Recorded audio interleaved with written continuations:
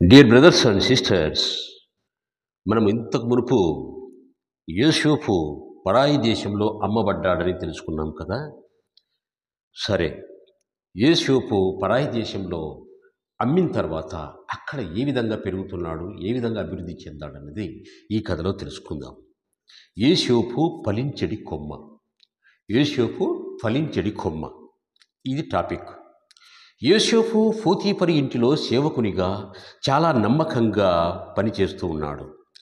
దేవుడు యోసేపుకు తోడై ఉన్నందున అతడు ప్రతి పనిలో వర్ధిల్లి మంచివాడనే పేరు సంపాదించుకున్నాడు.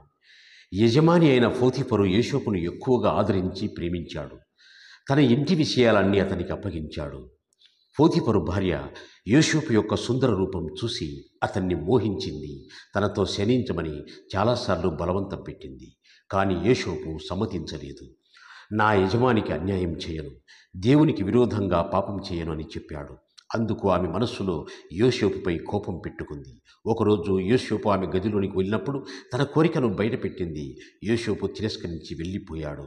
తన వస్త్రాన్ని ఆమె గదిలోనే వదిలి పారిపోయాడు. ఆమె భర్త రాగానే యోసేపు తనను అవమానించాడని చాడీలు 1-2 కొండెములు చెప్పింది. పోతీఫరు ఆమె మాటలు నమ్మి యోసేపును చెరసాలలో వేయించాడు. అయితే యోసేపు చెరసాలలో అందరితో మంచిగా ఉండేవాడు. అతడు ఖైదీల యొక్కయు చెరసాల అధికారి యొక్కయు ప్రేమాభిమానాలు సంపాదించుకున్నాడు. యోసేపు చెరసాలలో అందరికీ అనుకూలంగా ఉంటున్నాడు. ఫరో చక్రవర్తి యొక్క పానదాయకుడు అంటే పానీయములు అందించేవాడు, భక్ష్యకారుడు అంటే రొట్టెలు భోజనం అందించేవాళ్ళు అని ఇద్దరున్నారు.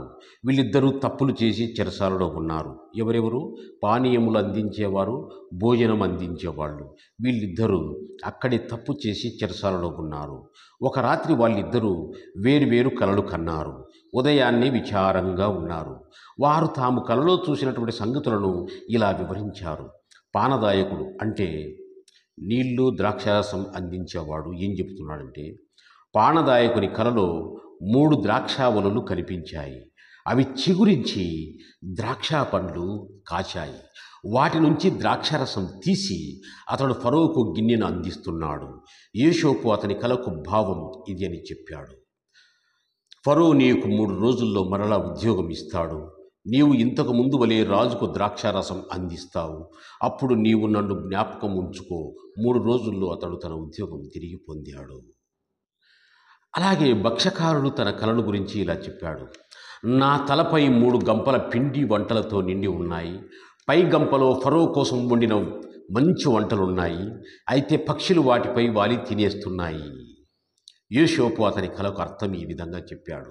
3 రోజుల్లో ఫరో నిన్ను మాను మీద వేలాడదీస్తాడు. మరణించిన తర్వాత పక్షులు నీపై వాలి నీ మాంసం తినివేస్తాయి అని యోసేపు కలకు వివరణ ఇచ్చాడు. 2 సంవత్సరాలు గడిచిపోయాయి. ఫరో చక్రవర్తి 2 కలలు కన్నాడు. మొదటి కలలో 7 బలమైన ఆవులు, 7 చిక్కిపోయిన వికారమైన ఆవులు కనిపించాయి. 7 బక్క చిక్కిన ఆవులు 7 బలమైన ఆవులను తినివేశాయి. రెండవ కలలో 7 మంచి పుష్టిగల వెన్నులు పుట్టాయి. తర్వాత 7 పీల వెన్నులు మొలిచాయి. 7 పీల వెన్నులు 7 పుష్టిగల వెన్నులను తినివేశాయి. తెల్లవారింది. రాజు చాలా విచారవదనంతో ఉన్నాడు. దేశంలోని పండితులను, శకునగాండ్రులను పిలిపించాడు. తన కలలకు అర్థం ఏమిటో వివరించమని కోరాడు. కానీ ఎవ్వరూ ఆయన కలలకు భావం చెప్పలేకపోయారు. అప్పుడు పానదాయకుడు బందీగృహంలో ఉన్న యోసేపు కలల యొక్క భావం గురించి చక్కగా వివరిస్తాడని రాజుకు చెప్పాడు. ఫరో వెంటనే యోసేపును పిలిపించాడు. తాను చూసిన కనిన కలల గురించి చెప్పి వాటి భావం ఏమిటో వివరించమని కోరాడు.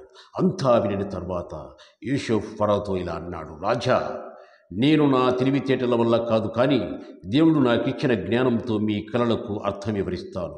మీరు కనిన 2 కలల భావం ఒకటి. దేవుడు ఈ పనిని త్వరగా జరిగించబోతున్నాడు కనుకని మీకు 2 సార్లు తెలియజేయబడింది. మీ రాజ్యంలో రాబోయే 7 సంవత్సరాల్లో పంటలు బాగా పండుతాయి. ప్రజలు సుఖవంతంగా ఉంటారు. 7 బలిసిన ఆవులు, 7 పుష్టిగల వెన్నులు ఇందుకు సూచనగా ఉన్నాయి. ఆ తర్వాత రాబోయే 7 సంవత్సరములు మహాభయంకరమైన కరువు రాబోతున్నది. ప్రజలు తిండి లేక చాలా కష్టపడతారు.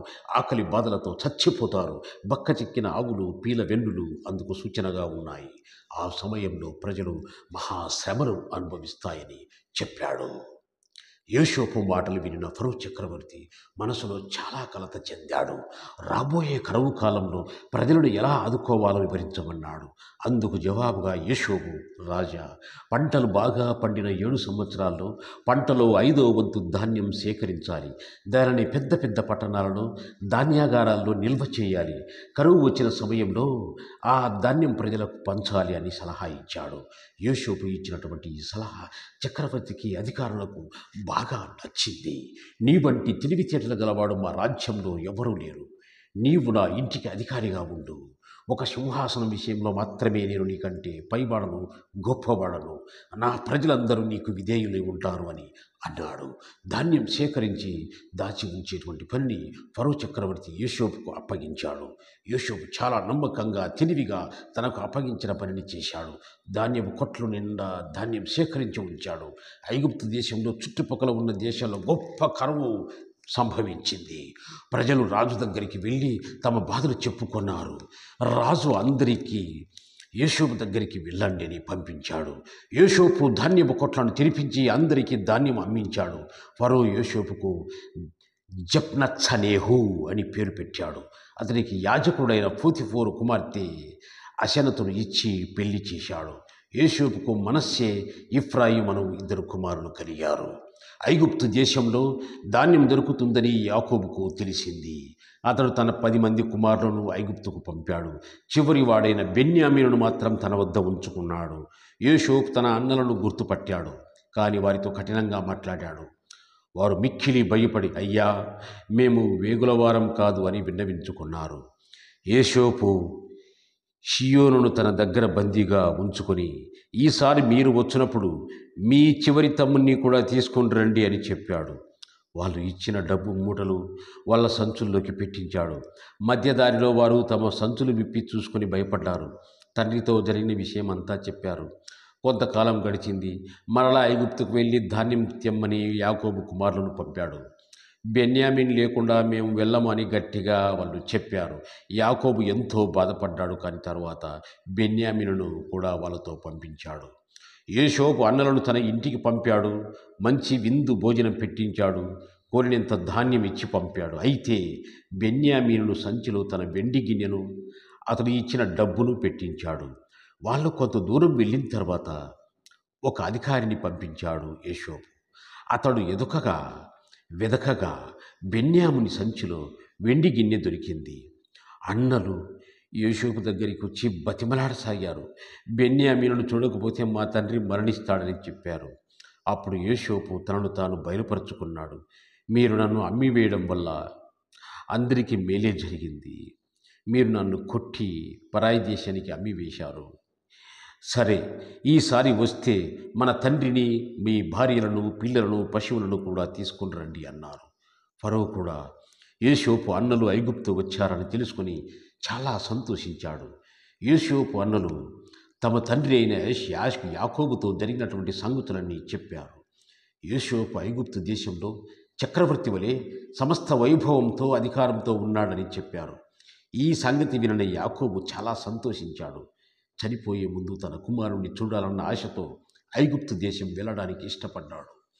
యాకోబు కుమారులు, కోడళ్ళు, మనుమలు, మనుమరాళ్ళు మొత్తం 66 మంది ఐగుప్తుకు వెళ్ళారు. ఐగుప్తు దేశంలోని సారవంతమైన భూమి వారికి ఇవ్వబడింది.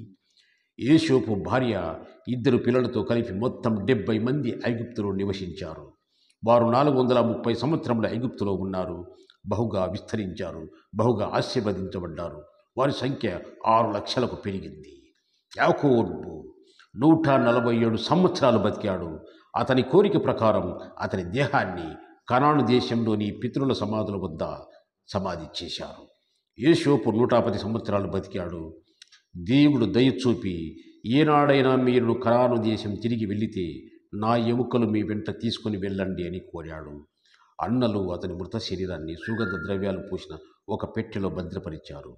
యోసేపు ఉత్తమ గుణ సంపన్నుడు, నమ్మకమైన వాడు, దేవుని యందు భయభక్తులు కలవాడు, దేవుని ఆత్మ కలవాడు, నీతిగా జీవించినవాడు.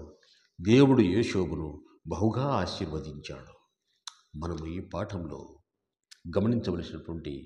ధ్యానించవలసినటువంటి ముఖ్యమైన విషయాలు ఏమిటంటే, యోసేపు తండ్రికి విధేయుడుగా ఉన్నాడు. అన్నలను ప్రేమించి కష్టకాలంలో వారిని ఆదుకున్నాడు. యోసేపు చెడ్డ పని చేయడానికి ఇష్టపడలేదు.